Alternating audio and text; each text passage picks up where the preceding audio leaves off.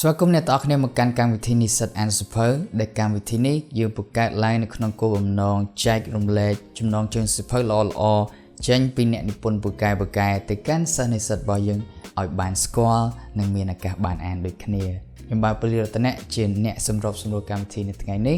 ខ្ញុំសប្បាយចិត្តដោយសារថ្ងៃនេះខ្ញុំនឹងពំនាំអ្នកទាំងអស់គ្នាទៅស្គាល់សៀវភៅមួយចំណងជើងក៏ដូចជាអ្នកនិពន្ធឬក៏បញ្ញវន្តមួយរូបដែលមានកេរ្តិ៍ឈ្មោះល្បីខ្លាំងនៅក្នុងវិស័យរូបវិទ្យាអញ្ចឹងសៀវភៅនេះគឺត្រូវជាពិសេសសម្រាប់មិត្តសិស្សនិស្សិតរបស់យើងដែលកំពុងតែរៀនជំនាញរូបវិទ្យាផ្ទាល់ដែលសៀវភៅនេះគឺមានចំណងជើងថា Six Easy Pieces by Richard Feynman មុននឹងយើងចូលទៅកាន់ខ្លឹមសារនៃសៀវភៅខ្ញុំបាទពលិរតនៈក៏សូមអធិស្ឋានទុកជាមុន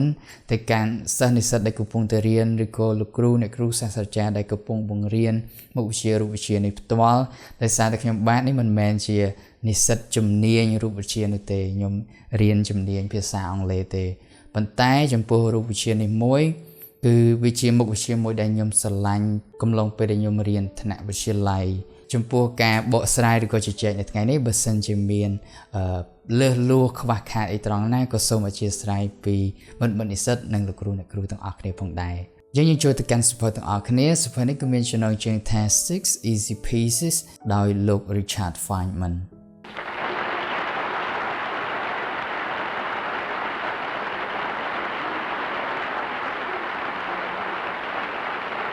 លោក Richard Feynman គាត់អាចចាត់ទុកថាជាបុគ្គលដែលមានឥទ្ធិពលម្នាក់ដែរនៅក្នុងជំនាញរូបវិទ្យានេះផ្ទាល់ដោយសារតែរបបកំហុសរបស់គាត់ក៏ធ្វើឲ្យគាត់ទទួលបាននៅពានរង្វាន់ Nobel Prize ហើយអ្វីដែលគេតែងតែចងចាំគាត់កន្លងមកគឺតាមរយៈការបង្រៀនរបស់គាត់ដោយសារតែគាត់ក៏ជាគ្រូរូបវិទ្យាម្នាក់ដែរនៅសហរដ្ឋអាមេរិក If the law of inverse square is right, an object at the Earth's surface should fall in 1 second by 1/20th of an inch times ហើយបើសិនជាយើងជជែកពាក់ព័ន្ធជាមួយនឹងសាវតានៃសៀវភៅ Six Easy Pieces នេះវិញគឺជាការបរៀនរបស់លោក Richard Feynman ផ្ទាល់តែម្ដងកំឡុងពេលហ្នឹងគឺខ្ទង់ឆ្នាំ1960ឬក៏61 62អី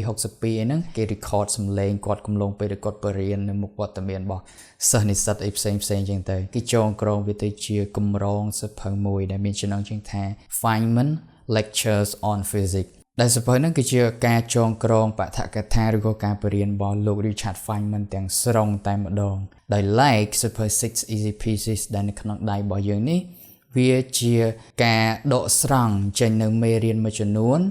ដែលគេគិតថាវាជាមេរៀនមូលដ្ឋានគ្រឹះជុំវិញមុខវិជ្ជារូបវិទ្យាដែលគេអះអាងថាវាជាសៀវភៅមួយដែលសូម្បីតែអ្នកមិនមែនរៀននៅក្នុងជំនាញរូបវិទ្យាក៏អាចអានបានកំសាន្តអារម្មណ៍បានជាមួយនឹងចំណេះដឹងជំវិញមុខវិជ្ជាវិទ្យាសាស្ត្រមួយនេះផងដែរកម្រាស់នៃសៀវភៅនេះគឺស្ដើងដែរទេគឺចន្លោះពី160ទៅ200ទំព័រអីជាងទេហើយចំពោះមាតិកានៅក្នុងសៀវភៅនេះវិញគឺចែកទៅជា6ធំទី1គឺ Atoms in Motion ចលនាអាតូមទី2 Basic Physics គឺមូលដ្ឋានគ្រឹះរូបវិទ្យាទី3 The Relations of Physics to Other Sciences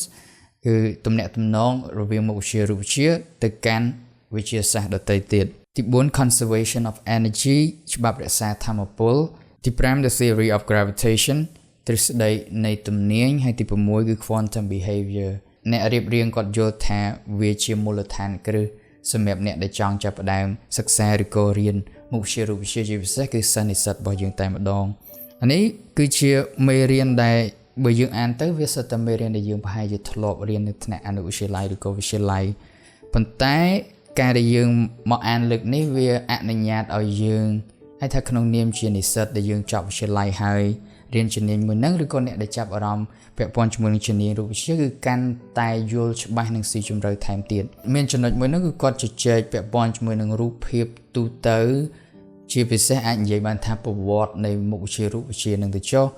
អាចថាកំឡុងពេលមុនឆ្នាំ1920មុខវិជ្ជារូបវិទ្យាទាំងមូលហ្នឹងវាមានលក្ខណៈទម្រង់និងការគិតបែបម៉េចក្រោយមក1920មកទៀតជំនាន់ Einstein ជំនាន់គេហៅថារូបវិទ្យាជំនាន់ថ្មីគឺថាតើវាមានលក្ខណៈខុសគ្នាដូចម្ដេចអញ្ចឹងត្បិតតែគាត់មិនបានចូលទៅស៊ីជម្រៅប៉ុន្តែ វាអនុញ្ញាតឲ្យយើងជាសិស្សនិស្សិតនឹងបានយល់ពីរូបភាពទាំងមូលថាតើវាមានការវិវត្តបែបម៉េចចំពោះមុខវិជ្ជារូបវិទ្យាមួយនឹងហើយថាកំឡុងពេលដែលយើងអានសៀវភៅនេះវាប្រៀបដូចជាយើងកំពុងតែអង្គុយនៅក្នុងថ្នាក់ជាមួយនឹងសិស្សដទៃទៀតហើយស្ដាប់លោក Richard Feynman គាត់ពន្យល់អញ្ចឹងអ្វីដែលគេកោតសរសើរលោក Richard Feynman កន្លងមកគឺគាត់បកកែរកឧទាហរណ៍និងទំហៀបនៃ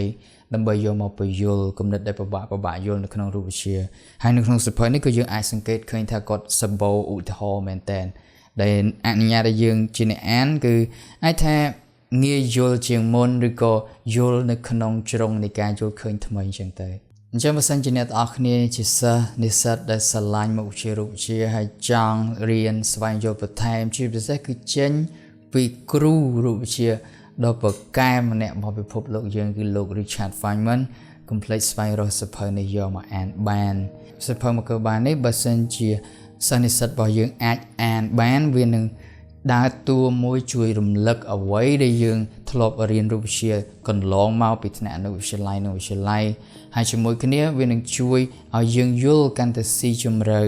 និងទូលំទូលាយថែមទៀតជុំវិញអ្វីដែលយើងធ្លាប់យល់អ្វីដែលយើងធ្លាប់ចងចាំមកពីមុនចំពោះខ្ញុំផ្ទាល់គឺខ្ញុំធ្លាប់អានសៀវភៅមួយក្បាលនេះគឺនៅបណ្ណាល័យហ៊ុនសែននៅសាកលវិទ្យាល័យភូមិន្ទភ្នំពេញអញ្ចឹងបើសិនជាសិស្សនិស្សិតរបស់យើងដែលរៀននៅភូមិន្ទភ្នំពេញស្រាប់ឬក៏រៀននៅសាលាផ្សេងចាប់អារម្មណ៍ចង់ទៅអានសៀវភៅ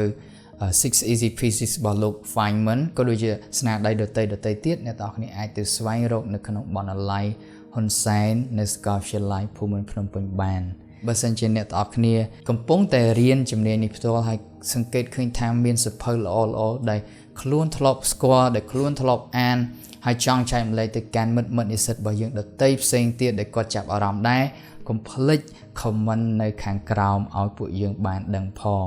ចឹងអរគុណមែនតើសម្រាប់ការតាមដានទស្សនាកម្មវិធីនិស្សិតអានសៀវភៅរបស់យើងនៅក្នុងថ្ងៃនេះយើងជួបគ្នានៅវីដេអូក្រោយៗទៀតជម្រាបលាបាយបាយ